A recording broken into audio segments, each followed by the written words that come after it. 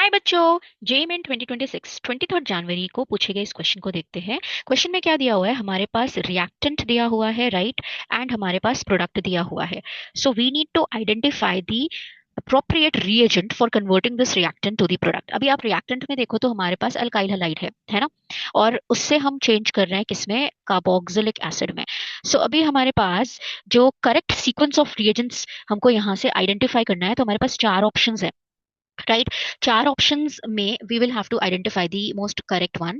तो सबसे पहली चीज, तो अगर आप देखो अल्काइल हलाइड से अगर आप अल्कोहल कार्बोक्सिलिक एसिड में चेंज कर रहे हो, तो हम क्या कर सकते हैं। अगर आप फर्स्ट ऑप्शन देखो तो इसमें NaOH एक्वस दिया हुआ है, राइट।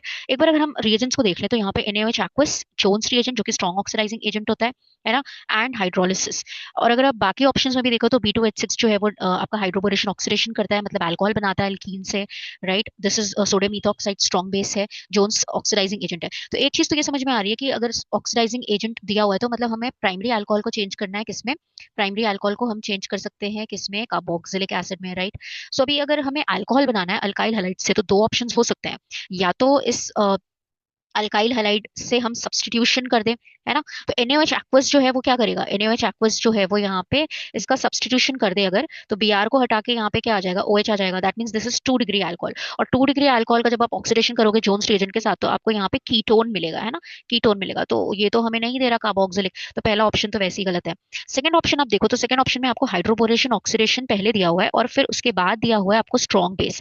देखो, अगर हमें हाइड्रोबोरेशन ऑक्सीडेशन करना है तो मतलब हमें पहले एल्कीन बनानी है और फिर उसके ऊपर जब आप हाइड्रोबोरेशन ऑक्सीडेशन करोगे तो प्राइमरी अल्कोहल बनेगा, है ना। और एल्कीन बनाने के लिए स्टार्टिंग में तो हमारे पास अल्काइल हलाइड है, और अल्काइल हलाइड से अगर आपको एल्कीन बनानी है तो इसका मतलब आपको यहाँ पे क्या करना पड़ेगा, आपको डीहाइड्रोहैलोजिनेशन करना पड़ेगा।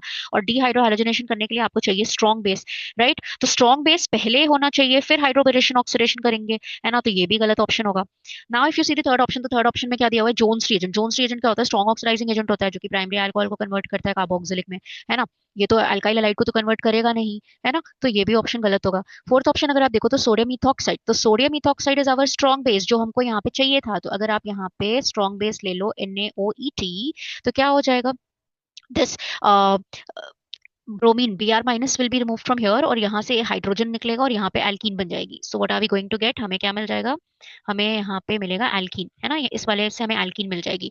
और फिर ये जो एल्कीन है इसका रिएक्शन आप करा दो क्या, हाइड्रोबोरेशन ऑक्सीडेशन। जब आप इसका हाइड्रोबोरेशन ऑक्सीडेशन करवाओगे तो एंटी मार्कोनिकॉव एडिशन होकर के आपको यहाँ पे H जुड़ेगा और यहाँ पे OH, मतलब you get 1 degree alcohol, primary alcohol. And then फिर आप इसका रिएक्शन जोन्स रिएजेंट के साथ करा दो जो कि एक स्ट्रॉन्ग ऑक्सीडाइजिंग एजेंट है। तो प्राइमरी अल्कोहल किसमें चेंज हो जाएगा, that will change to carboxylic acid, and this is what we require. So the correct option is what, the fourth option.